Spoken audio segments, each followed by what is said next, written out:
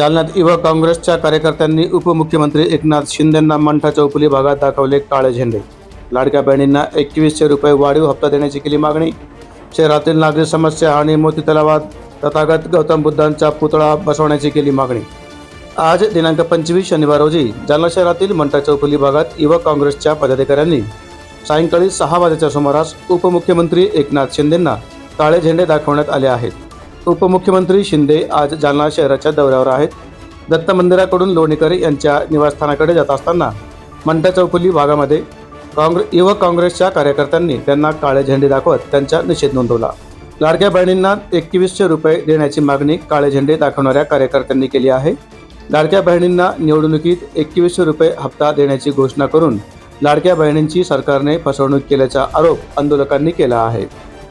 जालना शहरातील नागरी समस्यांचा तात्काळ निपटारा करावा, तसेच मोती तलावात तथागत भगवान गौतम बुद्धांचा प्रलंबित पुतळा बसवण्यात यावा या मागण्यांसाठी उपमुख्यमंत्री एकनाथराव शिंदे यांच्या ताफ्याला काळे झेंडे दाखवून त्यांचा निषेध केल्याचं युवा काँग्रेस कार्यकर्त्यांनी म्हटलं आहे।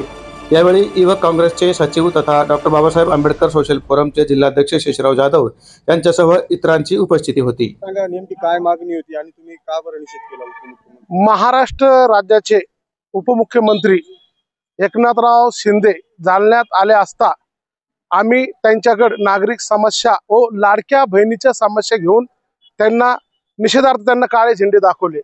लाडक्या बहिणीला 2100 रुपये देणार म्हणून असे खोटे नाटे आश्वासन देऊन सत्ता काबीज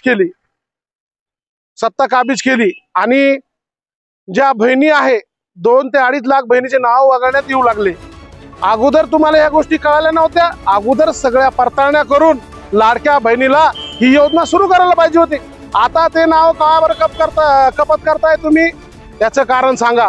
दुसरी गोष्ट, परिणित आमचं जे विषय जी आमची मागणी होती भगवान बुद्धांचा पुतळा मोती तलावामध्ये बसावा याकरिता आतापर्यंत सरकारने कोणताही ठोस निर्णय घेतला नाही। तिथं पुतळा आला नाही, निधी आलती अशी माहिती आम्हाला झाली। आतापर्यंत कुठलेही तिथं काम झालेलं नाही। शेतकऱ्याला कर्ज माफ झाले नाही, शेतकऱ्याला विमा कर्ज योजना भेटत नाही। इथले रस्ते खराब झालेले, गड्डे झालेले रस्त्यामध्ये जालना शहराच्या पुलं तुटलेले आहे। इथं सिटी बस सेवा नाहीये, महानगरपालिका असून सुद्धा वन वे नाहीये। इथं पार्किंगची व्यवस्था नाहीये। घरकुल योजनेला, रमाबाई घरकुल योजनेला शासन महानगरपालिकेला 3.5 लाख रुपये देतं, इथं 2.5 लाखच आहे। अशा अनेक जालन्याच्या समस्या घेऊन त्या निषेधार्थ उपमुख्यमंत्री यांना काळे झेंडे दाखवून निषेध केला।